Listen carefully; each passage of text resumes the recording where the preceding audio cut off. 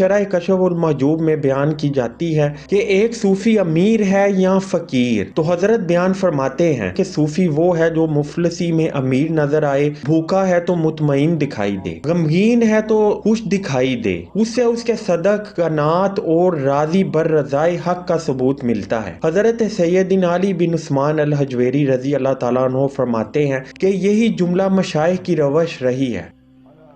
हजरत सईद रजी अल्लाह ताला अन्हु फरमाते हैं कि तू दुनिया के कम होने और दीन की सलामती पर राजी हो जा, जैसे बाज लोग कसरत दुनिया और दीन की तबाही पर राजी हुए। इसका मतलब ये है कि दीन की सलामती के साथ फकर बेहतर है इस दौलत से जिसमें गफलत का शिकार हो जाए, क्योंकि फकीर जब अपने दिल की तरफ निगाह करता है तो तफक्कुरात दुनिया को नहीं पाता और अपने हाथ को देखता है तो सुकून और कनात पाता है। उसके बरक्स अमीर अपने अंदर झांकता है तो तफरुकात पाता है और अपने हाथ को देखता है तो दुनियाए दोन को पाता है। इससे जाहिर है कि मुहिब्बाने खुदा के लिए खुदावंदे ताला की रजा के साथ रहना ज्यादा बेहतर है, इससे कि इंसान गाफिल होकर दुनियाए दोन से राजी रहे। और फिक्र फाका व मसाइब बेहतर हैं मुसीबत और गुनाहगारी की जिल्लत से।